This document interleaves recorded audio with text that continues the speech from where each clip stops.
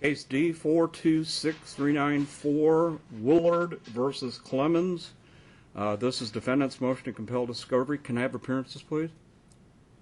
Your Honor, Melvin Grimes, bar number 12972, for the plaintiff, Robert Woolard. And is it Miss Clemens? Yes. Are you on? Is that you on the phone? Yes, it is. Okay, you want to state your name for the record, please? Nicole Clemens. Very good, thank you. Go ahead, Mr. Brown. Your Honor, we previously submitted to the defendant interrogatories requesting information. At this point, we have not received any response. We've received no opposition to this motion. We've received no objections. We've received nothing from the defendant, including a response to this motion. My understanding from my client is that she has submitted to him an opposition that arrived at my office yesterday. We would object to anything in it. I have read it. It still doesn't address the fact that she has not complied with 16.2 or to the rules for interrogatories. And we did send a letter following up to that, granting her another 10 days, no response. We then waited beyond the 10 days before we finally filed this. We called the court. The court has now moved the trial yet again, and she... When's your trial date? We have now moved it to August. August 15th. Okay. Ma'am, why haven't you responded to the interrogatories?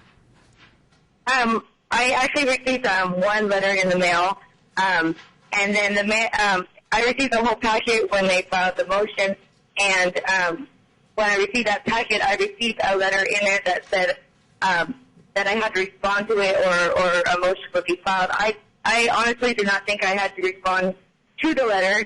If I would have gotten the letter that they had sent me supposedly to respond to the motion, then I would, that it was required because it didn't come from the judge. I thought, I didn't have to answer it. So if I would have received that letter, I would have answered it.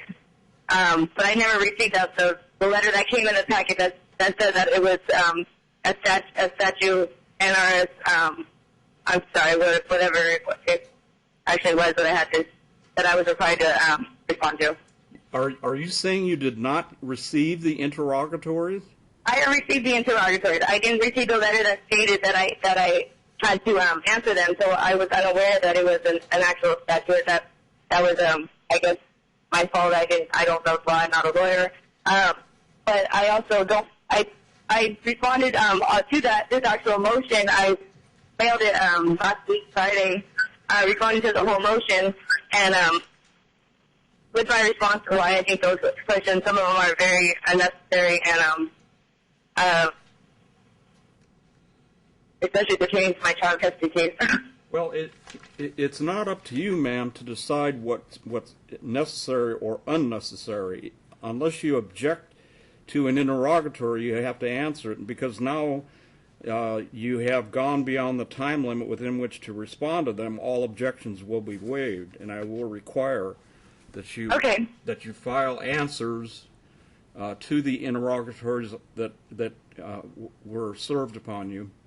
Okay. Mr. Brown, how did you serve her with the interrogatories? I have a certificate of mailing. It was mailed 7th of March to the address she has on file with the case. What's that? That address is 1645 Steinhardt Avenue, Redondo Beach, California. Is that where you reside, ma'am?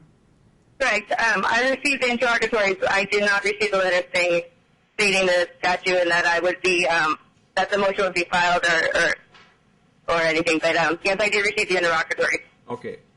I want those. Do you have an August 15th trial date?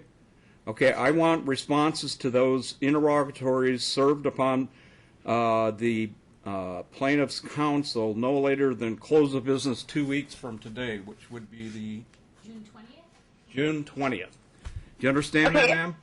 Yes. How would I go about answering a written oath? I don't really understand how I would do that. Okay.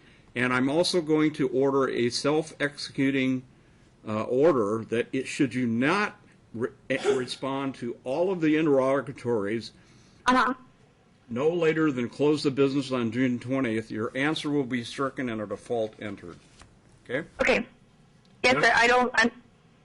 Can you make it clear how you do the written oral under oath, written under oath response. Your Honor, with pro se's, if she'll call my office, which she has refused to do, she calls my client, my office will walk her through exactly, we'll give her a form, and all she'll have to do is fill in the Call Mr. Grimes' office. Do you have his number? Yes, I do. I have not refused to call his office, but yes, I will call his office. That's not a problem. Or I'll Google it or something. Okay. His number is 702-347-4357. Correct, Mr. Grimes? That is correct. Call Mr. Grimes' office, and they'll walk you through it. Okay, anything else? We did request, because of this and yet the delay and now preparing for another trial, we did request attorney's fees. I'll award $500 payable within 30 days. Thank you, Your Honor. Prepare that report and recommendation, Mr. Grimes. I'm not going to require that Ms. Clemens sign off on it. Okay. All right? I'll have it to you by the end of next week. Thank you. Thank you. Thank you, ma'am. I'm sorry, I did not hear the rest of that. I'm sorry? I'm sorry, I did not hear that whole, I awarded Mr. Grimes $500 because our Rule 37 says that if a motion to compel is granted, I have to award attorney's fees. So I awarded $500 payable within 30 days. okay. All right? All right, thank you. Thank you very much. Goodbye.